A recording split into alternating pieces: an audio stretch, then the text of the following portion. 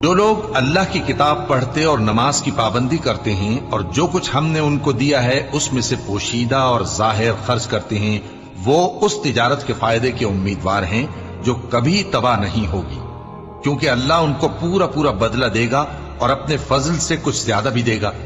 وہ تو بخشنے والا ہے، قدردان ہے۔ اور یہ کتاب جو ہم نے تمہاری طرف بھیجی ہے برحق ہے، اور ان کتابوں کی تصدیق کرتی ہے جو اس سے پہلے کی ہے۔ بے شک اللہ اپنے بندوں سے خبردار ہے اور ان کو دیکھنے والا ہے۔ پھر ہم نے ان لوگوں کو کتاب کا وارث ٹھہرایا جن کو اپنے بندوں میں سے برگزیدہ کیا، تو کچھ تو ان میں سے اپنے آپ پر ظلم کرتے ہیں اور کچھ میانہ رو ہیں، اور کچھ اللہ کے حکم سے نیکیوں میں آگے نکل جانے والے ہیں۔ یہی بڑا فضل ہے۔ ان لوگوں کے لیے ہمیشہ رہنے والی جنتیں ہیں جن میں وہ داخل ہوں گے، وہاں ان کو سونے کے کنگن اور موتی پہنائے جائیں گے اور ان کی پوشاک ریشمی ہوگی۔ وہ کہیں گے کہ اللہ کا شکر ہے جس نے ہم سے رنج و غم دور کیا، بے شک ہمارا پروردگار بخشنے والا ہے، قدردان ہے۔